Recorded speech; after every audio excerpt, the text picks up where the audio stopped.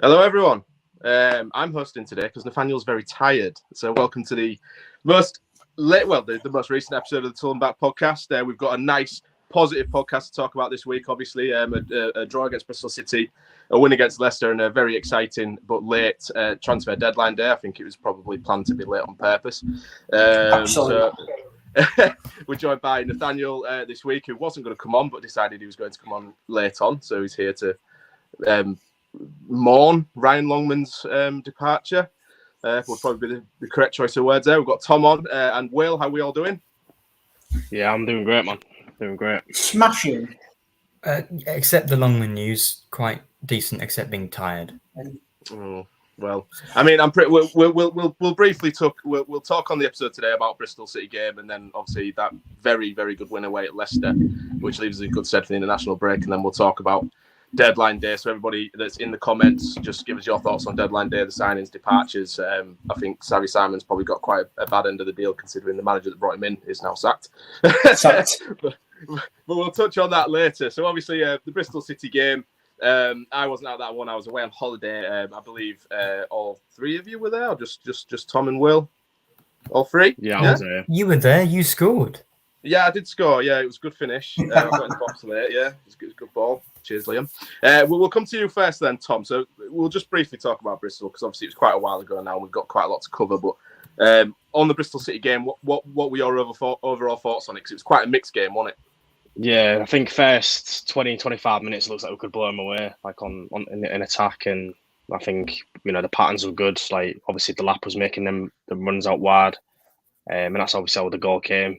Obviously, he crosses for Tufan. He does a great finish into the corner. But I felt we played the game in spells, like we have for most of the season, where we look really good, and then we sort of take our foot off the gas a bit and let Bristol come on to us. But they had obviously executed the game plan quite well. That they was just going to sit back and think it was on the counter, and obviously that's how they get us. But we didn't take our chances when we were on top, and obviously we were punished for that. But I think Nigel Pearson again showed why he's been in the Championship game a long time. He knows how to come to a team that are going to play predominantly possession football and sort of break it up and make it hard for you to get through. And that's exactly what he did. And, we was talking about it like before the game, that Nigel Pearson was managing a team that had 3 shots on target across the entire, obviously, first couple of games. And they come to the MKM, and I probably have a couple more than that in one match. So I think, fair play to Bristol City. They came there and they played well, but for us, I felt it was disappointing to draw 1-1, considering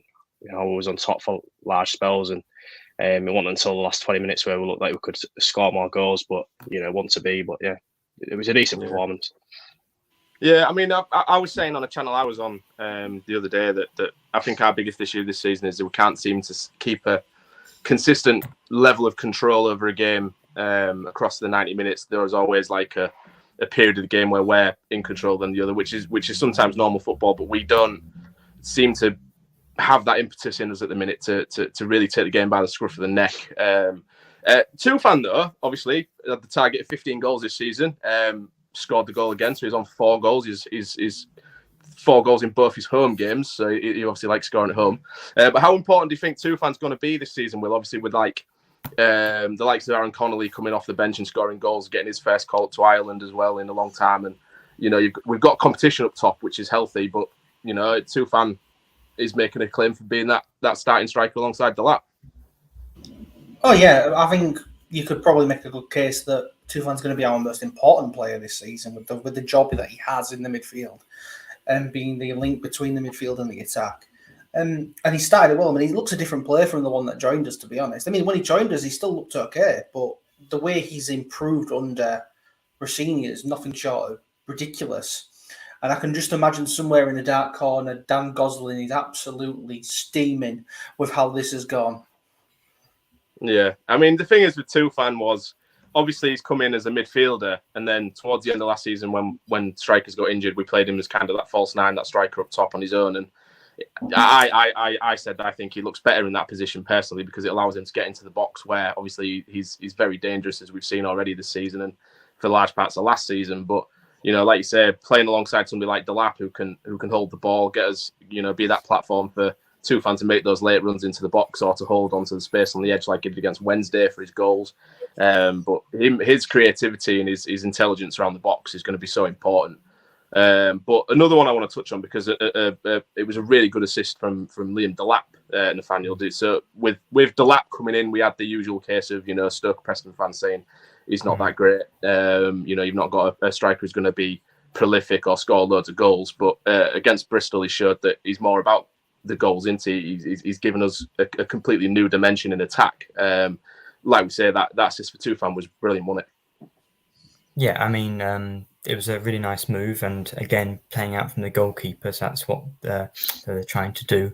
I think with Delap and of course Connolly, and then maybe Tufan, he's sort of fitter than he's ever been.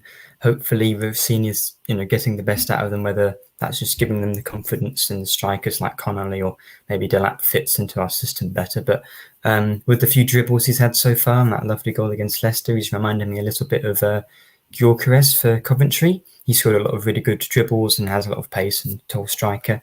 If he's anywhere near as good as that throughout the whole season, then we've got a really good signing. But yeah, Stoke and Preston clearly perhaps very difficult moves for him. But it seems that in his second full season, 2 goals already, he's already got half what he had the entirety of last year. So hopefully, of course, we'll talk about that in a little second, but we're not going to miss Oscar too much because, of course, he's gone out on loan. So, yeah, Delap so far way better than I thought he was going to be. I think the thing with Delap, I mentioned it previously, Liam wants to play a similar style to he's watched Pep and he really likes what Guardiola's doing, and Delap has come through at Man City under that style. And I don't think Stoke and Preston, and I'm not ragging Preston too much because they're currently top of the Championship, but I don't think they play that more passing, sort of flowing style that he was used to under Man City that Liam wants to play, and I think it suits him more, and that's why he's done so well for us so far. Well, it's a similar story, isn't it, with Aaron Connolly as well, with obviously Brighton and Middlesbrough fans absolutely detest him.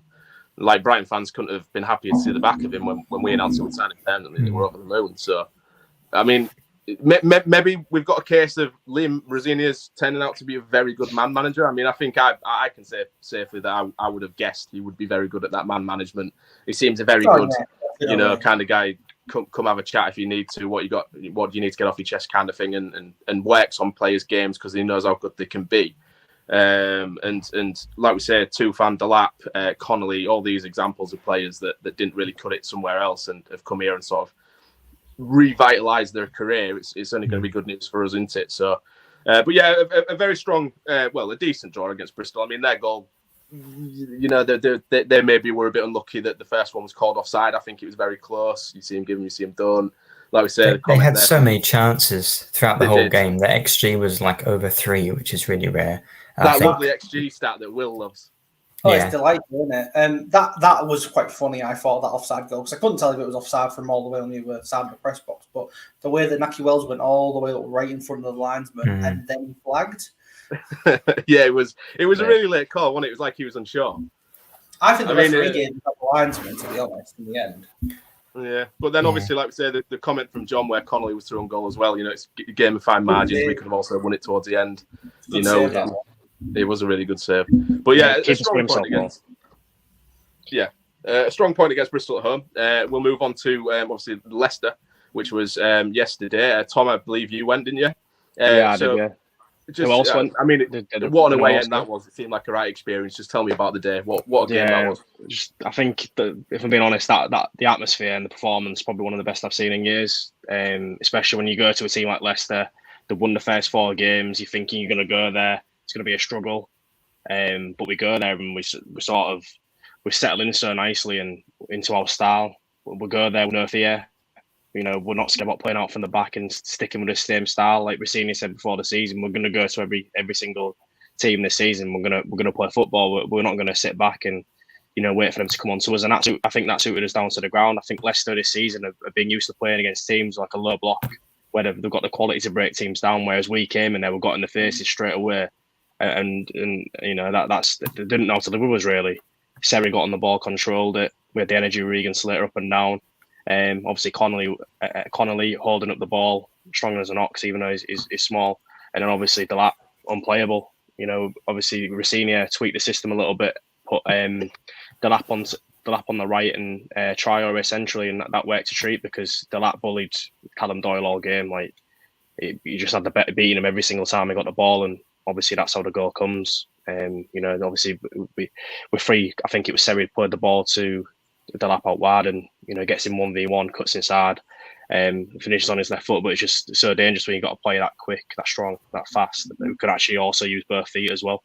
And but the overall the day was it's unreal. Like the atmosphere, like I say, one of the best I've been in for years. I think it was up there with Derby away in the playoffs. If anyone else went that year, how good the atmosphere was. Yeah, it was so good. Like from start to finish, the fans were chanting throughout, and brilliant day. Yeah, I mean, you said on a tweet, didn't you, Will, that it was more or less a free hit because Leicester, more than likely going to be champions of this division. I mean, their squad's littered with Premier League talent. That game in Southampton away, I think, going into it this season, where I thought, well, they're probably going to be the top two. They'll probably go straight back up. The money they've spent as well. They should go straight back up, really. So it was a delightful surprise. Do you see it is this a proper statement of intent result then? Do you think the rest of the league are going to go, do you know what? Hang on, the whole look dangerous.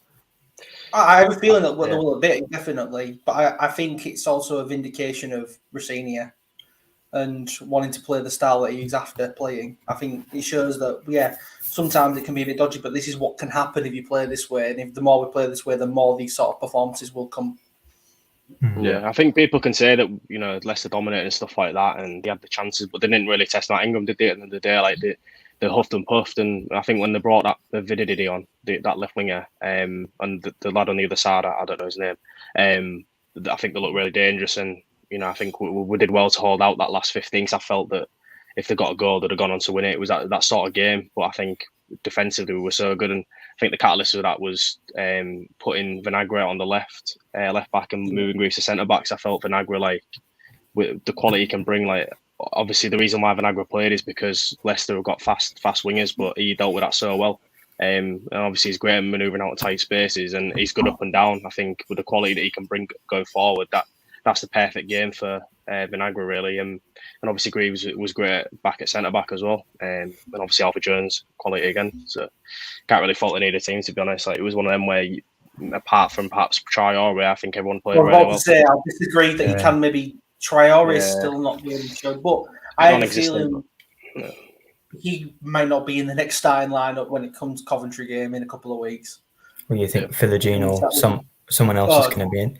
Do we want to make that sort of statement when obviously we want to win the game? But is it better for us because we're not a parachute payment team to sort of go under the radar? Do we want that pressure of being seen as a big team? Rather go under the radar, but you'd rather be under the radar. The media won't keep you under the radar if you keep performing like that. I think we're better as a club when we're under the radar. I think we don't deal with pressure very well. I think that's why when we come to those big crunch games, where we're against sides that haven't won in a long time, or the teams around us when we were down near the relegation spots, we usually play terrible and lose. I think we do it so many times, haven't we? Like I remember, obviously, like 12 to 13, Steve Bruce. We had to do it the hard way to go up, and then obviously 2015-16 to get promoted to the Prem. Like we lost so many games that we shouldn't be losing. Like towards the end against teams lower down the bottom, like even teams that were already relegated. I remember in like 12 to 13 when I think we lost to Bristol City or drew, and there was already relegated to League One. Yeah, so it's like historically we're a club. We're a club that's always gone under the radar, aren't we? And I think that's just like our natural mindset as a club, fan base, everything. It's maybe there's a bit more. As a city in general, I think that's probably a cause of a lot of conflict at the minute. Is that because of our success from the mid noughties into the up to about 2015-16, there's a generation now of fans who are used to success. So now, obviously, when the side's not doing as well, you've got your fans who remember where we came from in League Two your fans who are used to us playing in the Premier League. So you've got a mixture at the minute, haven't we? And it's quite bizarre. But getting back onto the game then anyway. So we've just mentioned the defence, Nathaniel. So we that was our first clean sheet of the season. I mean, if you're going to pick the first game of the season to get a clean sheet, what a time and place to do it. But the way that our players threw their bodies on the line, really tried to grind out that draw because, with us this season, particularly when we're 1-0 up and it's getting to the last 10 minutes or so, Leicester score a lot of late goals as well. You're getting those vibes of this is probably going to come undone. We're going to come away with a good point.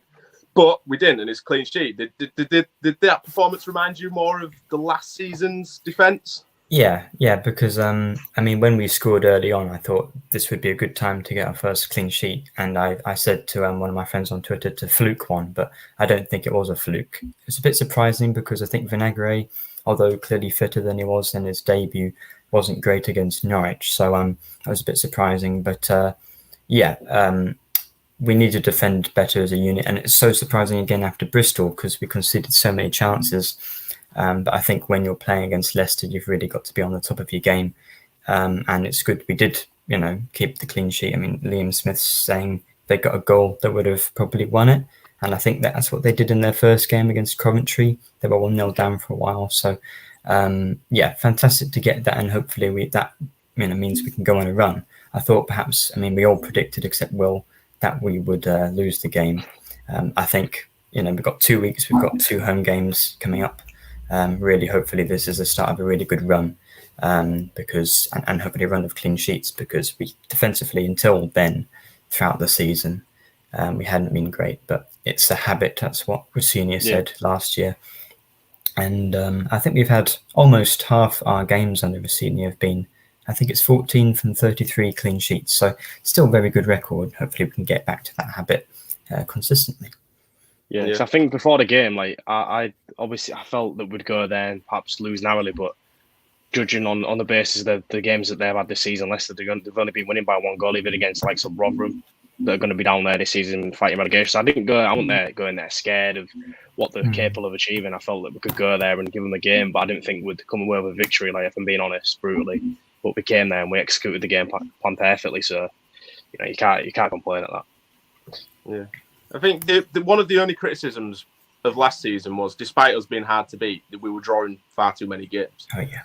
And I saw, obviously, when the official account put up the results of this season, you realise, the 3 wins, 1 draw, 1 defeat, and you think, maybe that Leicester game last season would have been a draw. The Blackburn away probably would have been a draw. Are we out now at the stage where this team has got this new system that Rossini wanted to play, that we, myself included, maybe perhaps criticised at the start of the season, pre-season, this 4-4-2 fluid, versatile players playing originally in a 4-4-2 but moving about on the pitch kind of thing? Yeah. Do we think they're settling into it more now, and that understanding and that solidity is now resulting in us getting those wins over the line instead of draws?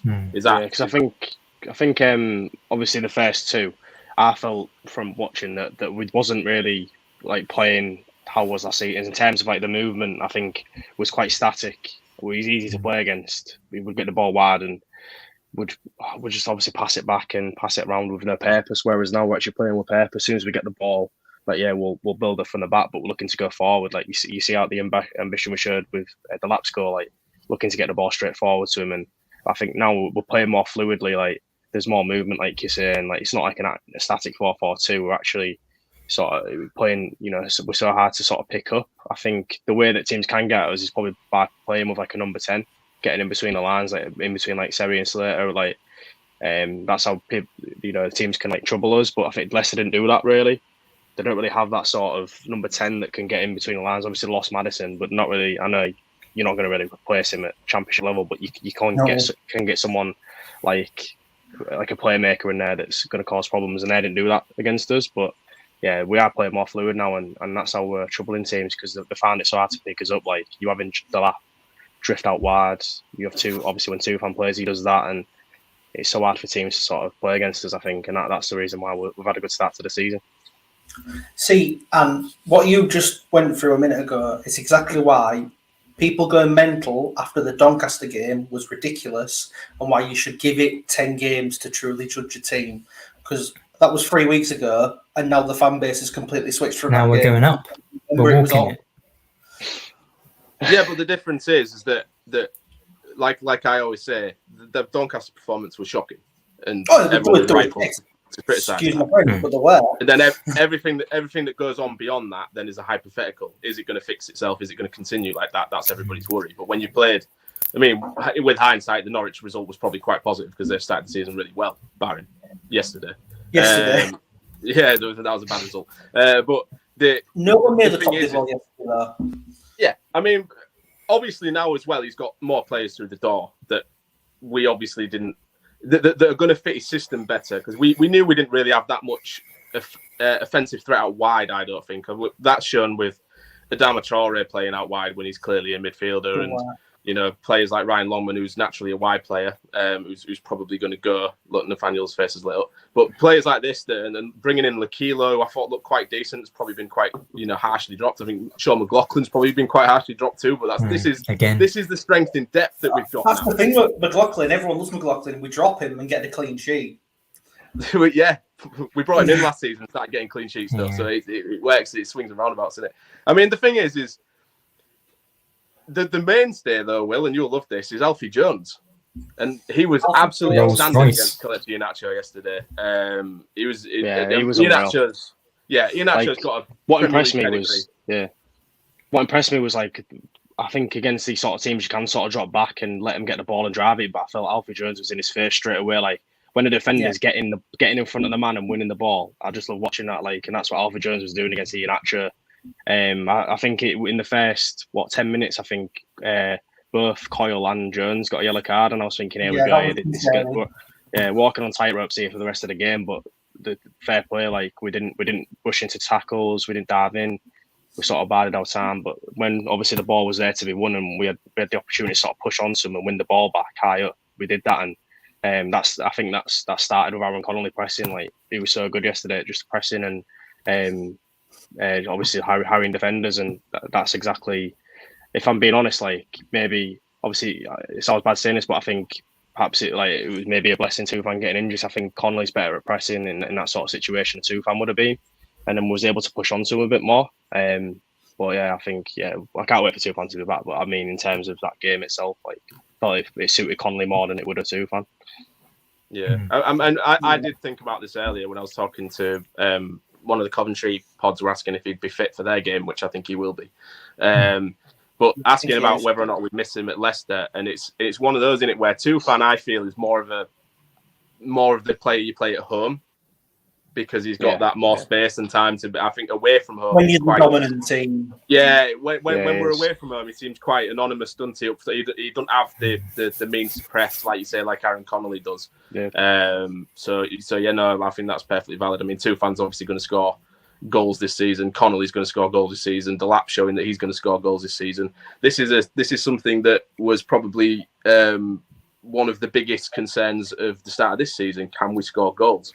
I mean, obviously, great result at Leicester. We'll move us swiftly into deadline day, which was quite exciting with the players we brought in. Nathaniel, I'll come to the outgoings first, because there was an outgoing. Which you're going you want me to talk about the Ryan? Well, Ryan Woods, I think that deal to Bristol, that's going to really work out for him. Shame it didn't work out for here. But I don't think any other Ryans left. But a Ryan Allsop, I can talk about that if you want. But I don't recall anything else.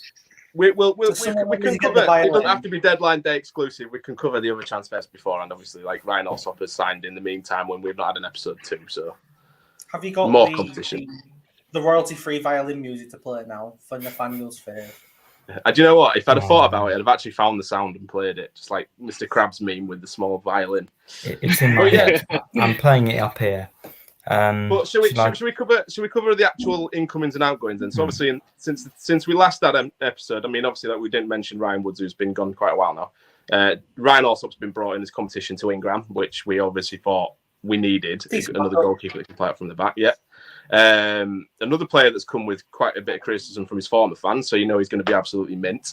But the deadline day one, so outgoing, we had obviously Brandon Fleming's gone on loan to Shrewsbury, a move that I don't think has surprised many of us.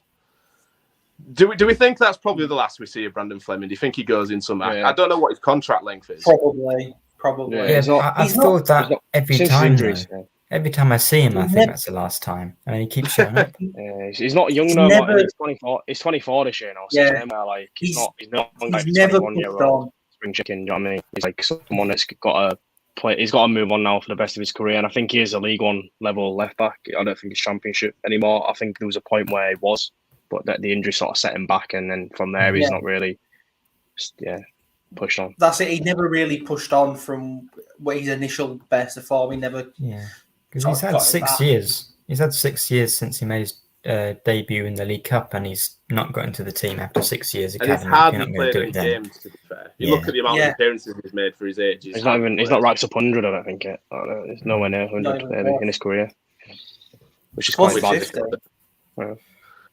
Yeah, obviously, so Brandon Fleming went to Shrewsbury. Xavier Simons, Xavier Simons, whatever the pronunciation is, went to Fleetwood Town on loan, which I think caught everybody by surprise. I was actually all for Simons going out on loan, because if he's not going to play here regularly, then you want a player that promising to go out and play every week. Yeah, perhaps maybe more at a stable club that's not just chuck the manager. But regardless, he's gone to Fleetwood. Is that a move we're all okay with? Yeah. Well, not massively, because yesterday we didn't have any midfielders on the bench. I still think we're a little bit light. Defensive midfielders.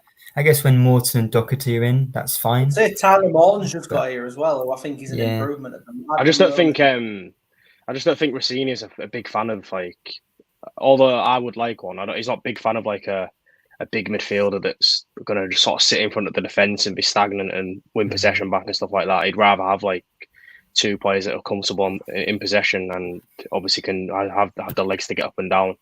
I think that's what he prefers. Like, and I think that explains why I've not invested in a whole of midfield. I know like Xavier Simons is that, but yeah. I think based on what I've heard from Rossini, he sees Xavier as being here long term.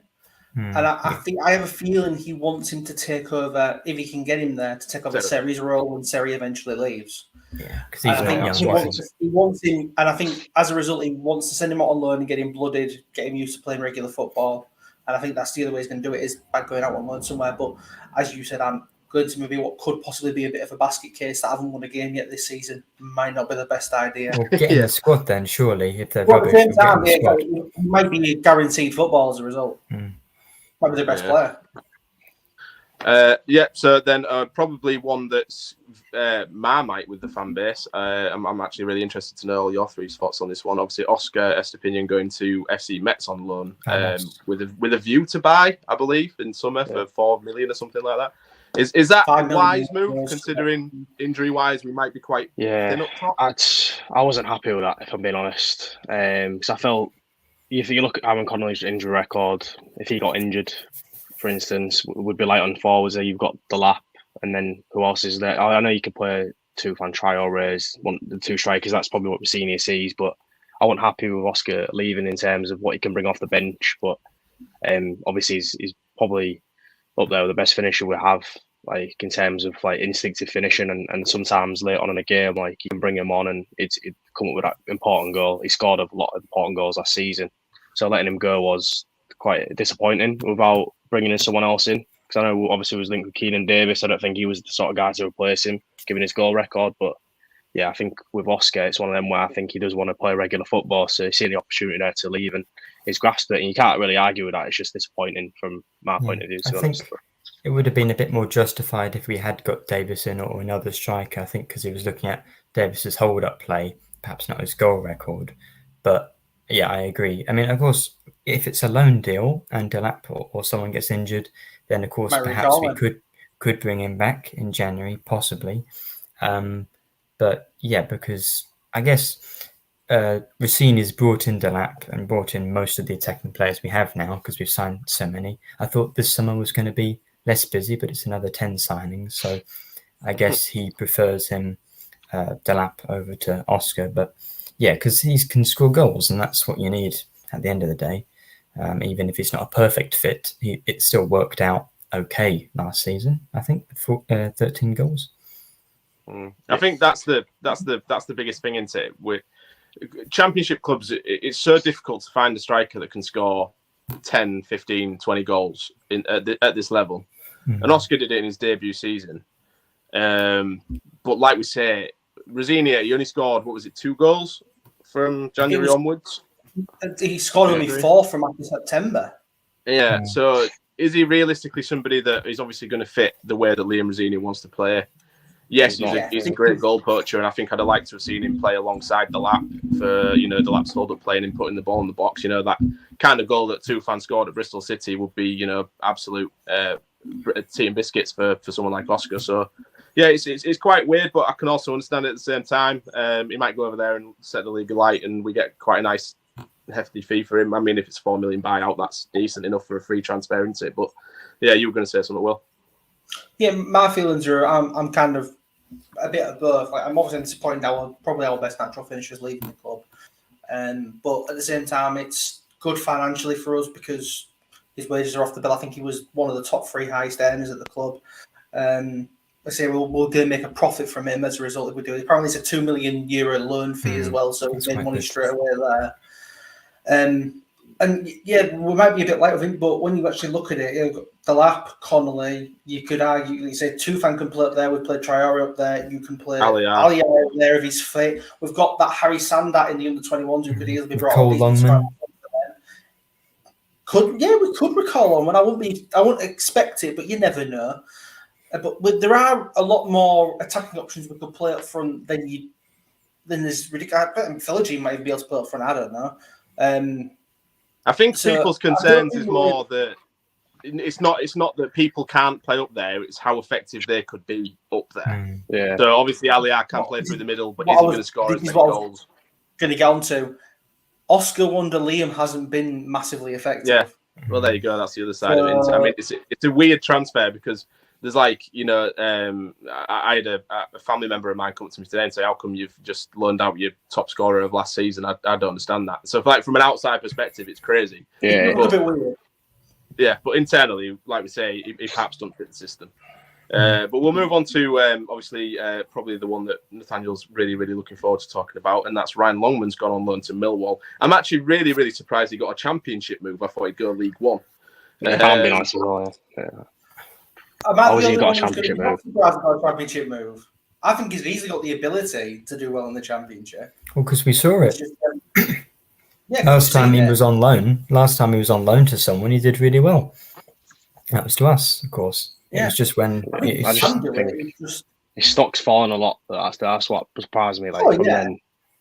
But I do hope he smashes it at Millwall, to be fair. I'm glad it's a loan. I am glad it's actually a loan because he's a young player, and if he has a good season at Millwall, bring him back and his confidence might be all the way back up again. Yeah, well, he's English. I don't agree with the people. I don't agree with people with the replies. Celebrate. Tweet of him leave. Yeah, celebrate. I just don't agree with stuff like that. I always love that. People have an agenda, don't they? They always act like they support the club, support the players, but the moment a player plays like crap, instantly gang on him and just insult him. Yeah. I mean, it's okay to criticise. You just don't do it publicly and tag them and stuff like that. I don't think that's right. There's a difference between private chat. There's a difference between criticism and abuse, is what it is. Yeah, it is. And too many people fall on the latter side of it rather than the criticism. I mean, the thing is, the one thing you can never fault Longman for was he'd work hard. You can't say he'd ever gone out on the pitch and not tried his hardest. It's just maybe at the minute, quality-wise and confidence, he's just not at that level where he can produce. So maybe a change of surroundings, circumstances, new fan base, just sort of reinventing himself at Millwall at this level would be the best case scenario for everybody involved. And Millwall, they're quite a direct team. I think he's quite direct. He, gets on the ball and he wants to score or cross it. Whereas maybe he hasn't got that first touch technical ability to do the passing system we're doing. And there's a Honeyman there to get him integrated, I suppose, a bit as well. Yeah, someone he knows. Yeah. And George Long. Didn't he leave? He might have left. I don't know, but he knows Hull. I think George Long got a really bizarre transfer somewhere. Was it Norwich or somebody? I know he went somewhere that you were like, why? Or West Brom, somebody like that. Yeah, but obviously it makes sense, I think, overall for Longman to go out on loan. Like we say, we all forget he's still quite young. What is he, only 21? 21, 22? 22, I think, 22. Oh, yeah, 22. So, he's still only young and hopefully he does well in Millwall. And obviously Millwall have gained an extra fan in Nathaniel. They'll get all sorts of inside info and statistical data on Longman's performances. I'll ask Mickey from the Millwall pod if you can come on and just do the Longman minute. Well, to be fair, also he's provided many hours of great content on the podcast over the last 2 Yeah, years. exactly. It's going to be a disappointment to see him missed. Well, for the rest there's of this probably going to be season. more content than there was, because I'm going to have to remind you, we're going to have a whole segment dedicated to Learn what? to Loan Watch, Longman Watch. Is that going to be on? That going to be on your blog, blog style? Series. Yeah, I'll be on a new segment on the blog. Learn Watch. Yeah, probably. But just specifically Longman, yeah. It'll be 75% Longman and then briefly on like Brandon Fleming and everybody else, Simon. Yeah. So incomings then, the ones we were all excited for, waiting for all day, that the admin probably purposely left to the last hour of the day. They had it scheduled, didn't they, for the last hour, didn't they? They had it scheduled for the last hour. They were all posted like evenly between one. I think what it was is they wanted to get the outgoings out of the way first so they could finish with positive news. Yeah. I think what it actually was. Yeah. So obviously, we brought in, I mean, a couple of them I don't even think I remember us being linked with. So this James Furlong, that was new. He interests me because he's a young left back. A couple of days ago that came up, yeah. So he's a young left back we've brought in permanently from Brighton, not on loan. One for the future, so possibly a long-term Brandon Fleming replacement. If we don't get Vinagre permanently in summer, which I believe his buyout's 15 million, so it's unlikely we'll like buy him unless we get promoted. £12 million, 15 million euros. Yeah, so unless we go up, it's unlikely to get him. But yeah, interested to see him. And any thoughts on that signing? I mean, I don't know much. It's highly rated at Brighton. Yeah, like it's highly rated. Yeah, I think it's good that obviously since Vinagre's on loan, that we've got someone permanent that hopefully he can sort of grasp the opportunity when he gets it. This fair. Me see what it's about. I don't really know a great deal about him, but I've heard good things, I guess, from a couple of Brighton fans on Twitter. But apart from that, I'm not really sure. We'll have to get a Nathaniel compilation going of his.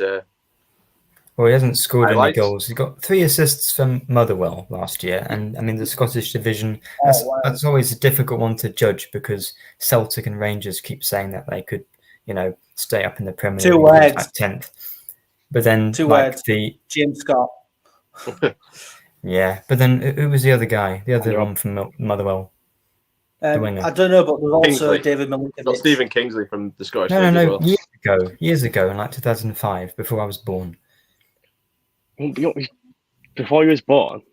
I can't even remember, but I'm going for negative one, so I know what David Milinkovic. We got him from Scotland. Stephen King. Stuart Elliott. I thought we got him for Genoa, didn't we? Stuart Elliott. David Milinkovic. There you go. He was good, right? Yeah, he was Scotland. Yeah, Stuart Elliott was good. Milinkovic. Yeah, got him from Scotland. Milinkovic wasn't good. Did we? I thought it went to Genoa. I thought it was Genoa. He was on loan at Hearts. Yeah. Andy, Harry's pulling up a couple of good examples in the comments. Andy Robertson, Alan McGregor. Yeah, Doherty used to play there. Sometimes it works. Yeah. It's just another development one like Simon's. Maybe he isn't going to be playing this season, but we want to create a sustainable squad. Like even if we don't get promoted in the next few years, we want to have good assets to sell or to play for the years to come. So I think from that perspective, fairly sensible. Well, Rosini obviously didn't fancy Fleming, did he? So he needed a replacement to send him out on loan. And I believe us getting him meant that Fleming could go out on loan because otherwise we'd have had no backup left back. Well, we could have used Greaves there, but I don't think he wanted I think it also shows that I think Rosini must have some faith in Andy Smith then, because surely you can't go into a championship season with 4 centre-backs if you don't trust one of them. Like, surely would have signed the centre-back. So maybe if we're getting injuries and he trusts Andy Smith to come in there and do a job, but the only performance got to judge him on the season is the Doncaster home one. It didn't really paint himself in a good light there, but perhaps if he did get given the chance in the league, obviously now we're playing better, that he'd probably do a good job. But hopefully it doesn't come to that. Hopefully, touch wood, we stay injury free defensively. So. And then another one that I feel is an exciting one is Tyler Morton. It looked at one point like that wasn't going to happen, and then it just sort of came. It was just announced. But Blackburn fans say he was very tidy on the ball. He played like 40 games for him last season, I think. I think he played in every game, maybe.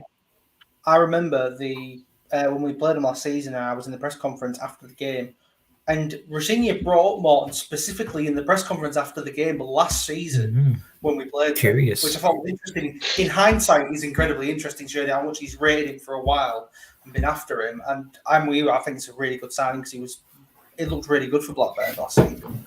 And I think the reason it took so long, I think, is because they were waiting for the Gravenberch one to be done from buying Munich from Liverpool before they let him go.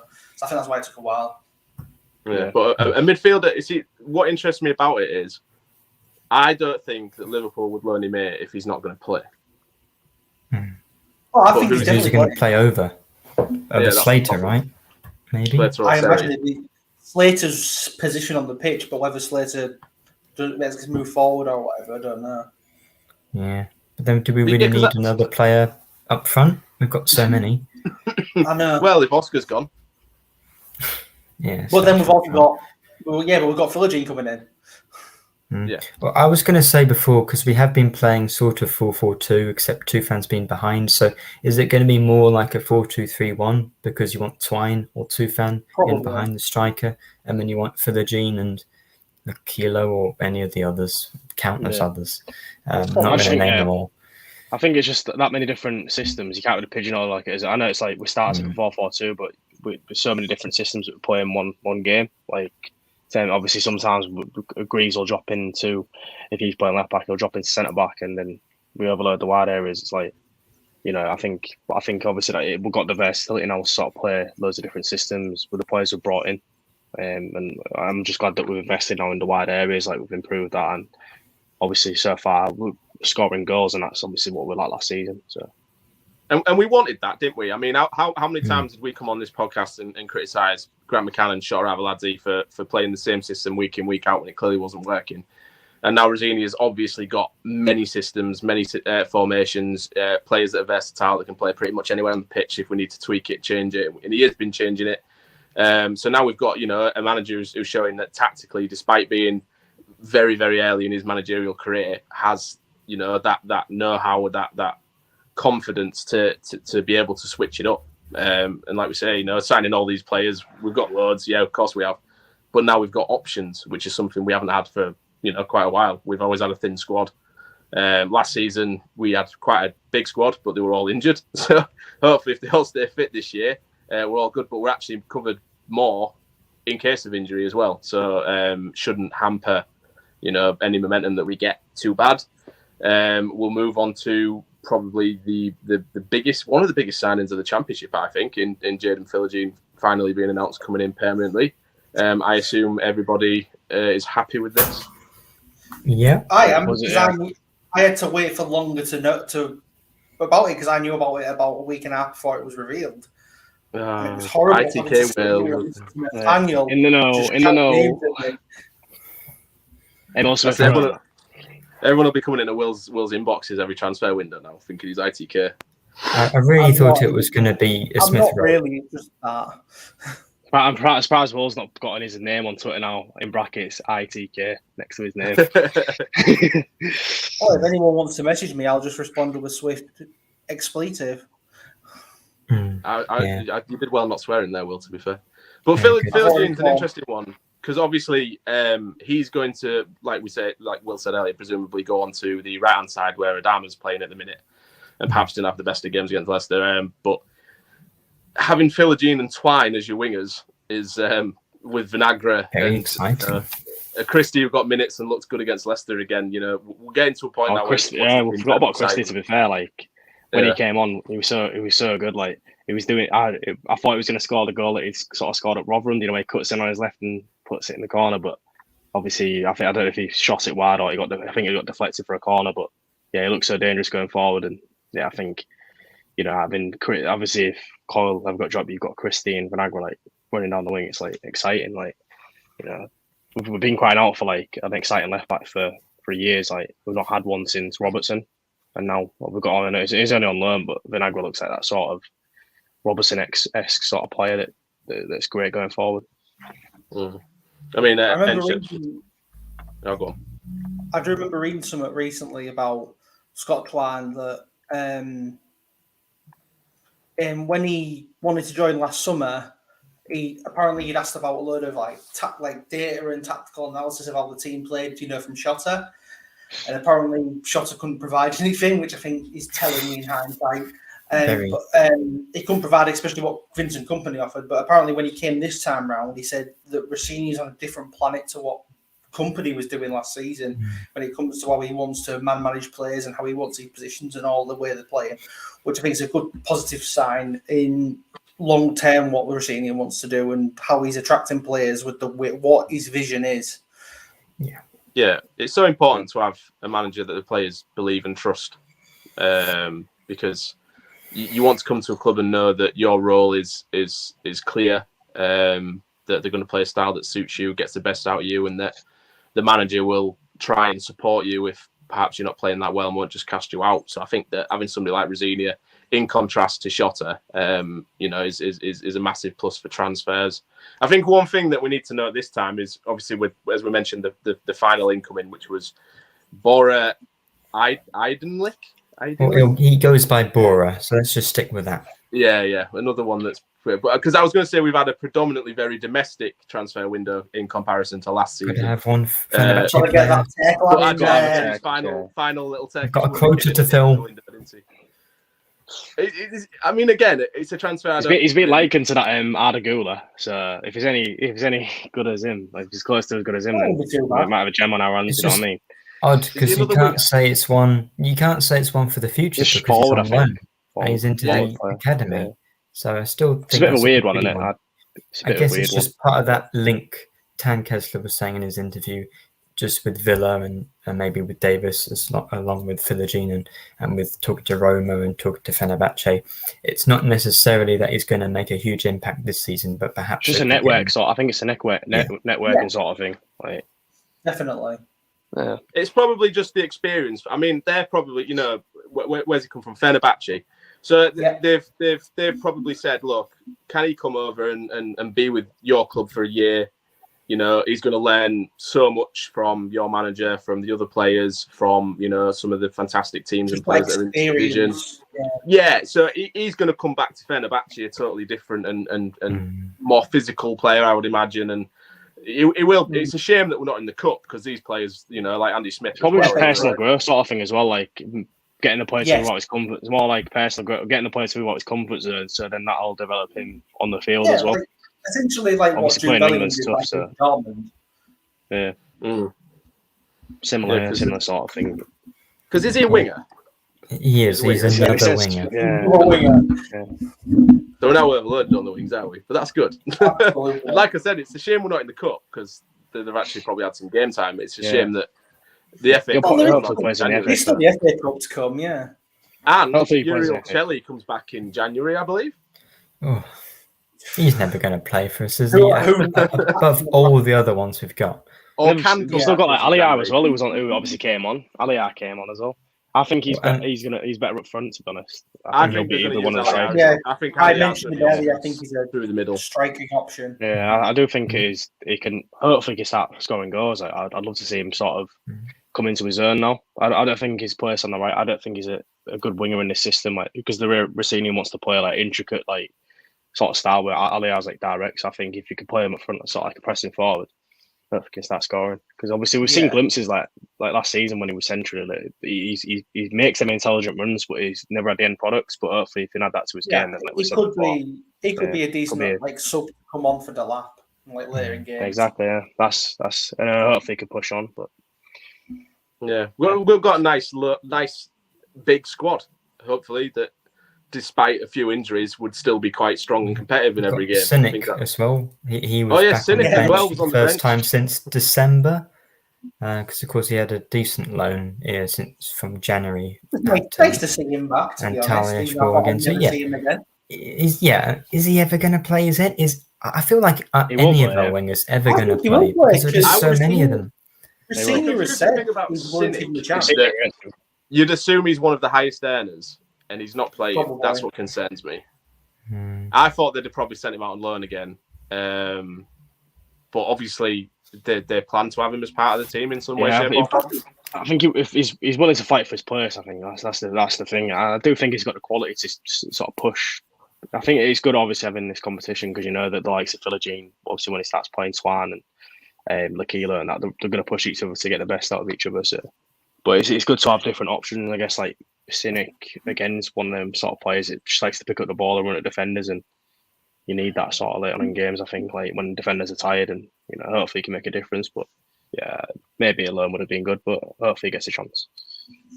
One of the deadline day signings we did miss out on, that Baz said, was Jezrin Raksaki that we went for. Palace didn't get the player that they needed.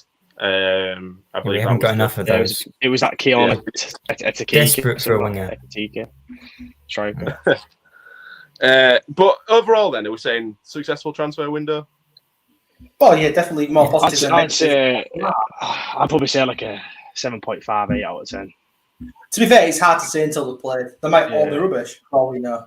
Because we thought last year was good. That transfer window, I remember it when we brought in players like Hatton Ben Arfa, and it was the greatest transfer window of all time. And that went well, didn't it? And that deadline day will never be beaten, though. The Army, Abel Hernandez, Ben Arfa, and who else was on deadline day? Yeah, Gaston Ramirez, that's it. All on deadline day. I was on a lad's holiday in Magaluf during that, I paid €10 at a bar for free drinks for 4 hours. So it was some day that, yeah. And I was with a Newcastle supporting friend, and he was like, "As if you've just got Ben Arfa, that's mad." And obviously, yeah. Well, at the time, it seemed like a cracking move. Yeah, and then Bruce was never going to get the best out of those players. All those flair attacking players, Bruce was never going to get the best out of them. Yeah, but you can say that in hindsight. He's not a good man of management. 10 years later. But yeah, so we're in we would say overall a decent, definitely a very good transfer window. Brought in some spectacular. I mean, Scott Twine, Philogene, particular highlights. I would say Liam Delap's, proving everybody wrong, looking absolutely fantastic, and we're in a very good place. 1 defeat in the first 5. We're 6th place into the international break now.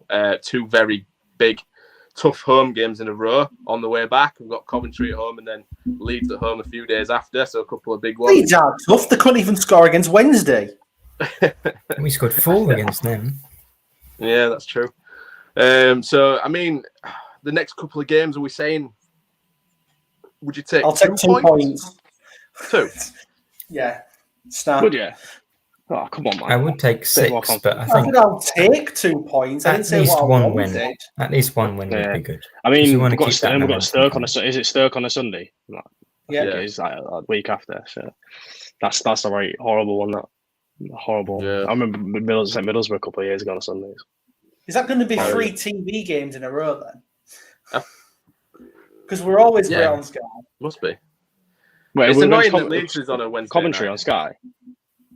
Yeah, I don't think they're on Sky. It's just the Southampton Bristol City one, Leicester games at the same time, so that'll be on Sky. The Bristol They're one TV was games on Friday because of rugby. Yeah. The Coventry one's on Sky. This Leeds one will be on Sky because I think all the midweek games are on the red button from memory. And then that doesn't really count as the curse, though, does it? And then the Sunday games on Sky. Interesting. But yeah, I think we've pretty much covered what we can. Obviously, it's an international break next week, so I believe we'll try and do an episode next week. Are you not mentioning how the predictions went yesterday? Oh yeah, Shall so we not obviously, bother? I don't think we did it this week. I'm on 0 still. But as everybody knows, by default, Will just says 3-0 every single game. So because we grabbed a surprise win at Leicester, Will is literally the only person who got a point because we all predicted. Is it working? Is my tactic working? I guess. I guess so. Yeah, up until long season. It's a long season, Will. It is a long season. Oh yeah, but I'm gonna ride this train as long as I possibly can. What's the rewards for winning the coming off? We'll have to decide, won't we? We'll have to make it worthwhile. We'll have to get our heads together and think of a forfeit for whoever finishes bottom as well. Oh no. Which is me in a minute. Even put some extra in. I don't get right. To one, I said 1-1 at Blackburn, and then on the podcast I said 2-1 to Wolves. I messed myself up there. Change predictions. Yeah, Tom. If there's a forfeit, I'm going to be as negative as possible and just say 1-1 every time. But that's not where you're saying that pretty much now, aren't you? And it's not working. Yeah, it's a long season. It'll add up. It'll add up throughout the year. Actually, before we go, the voting closes officially kaput for the nominations for the Football Content Awards at midnight tonight. So you have a few hours if you've not voted. 3rd of September. Yeah, so if you're watching it after the 3rd of September, that's pointless. Yeah, so if you're watching live right now in the comments, you've still got time to vote. If you're listening on audio, it's already done. It's already done. We appreciate content. Yeah, we appreciate any votes. Obviously, if you're sharing it about everything like that, we got 3rd last year. It was mad. We didn't even expect to be there. So anything that we get this year, again, just another bonus for us. We enjoy doing this. We don't do it for the votes. We just do it because we enjoy it. So if you enjoy it too and you want to vote for us, feel free to do so. Obviously, we are sponsored by, I forgot to do this at the beginning. If you're watching Jimmy and Carl, I am sorry. Old Zoological Kingfisher Fish and Chips on Springbank West. Best fish and chips. The best fish and chips. Yeah. I mean, I still need to go and try them, to be fair. I'm slacking. You're missing out.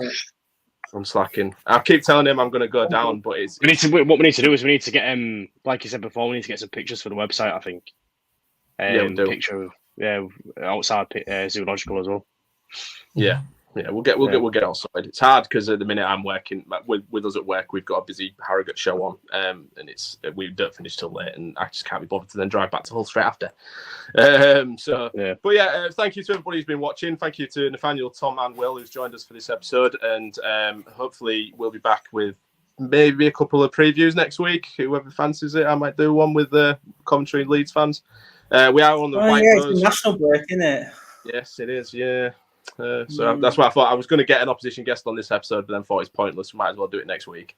We can do it a bit better and more in depth, can't we? Thanks to everybody for watching. Like we say, anybody that votes for us in the Football Content Awards, thank you, and we will see you next time. Thank you.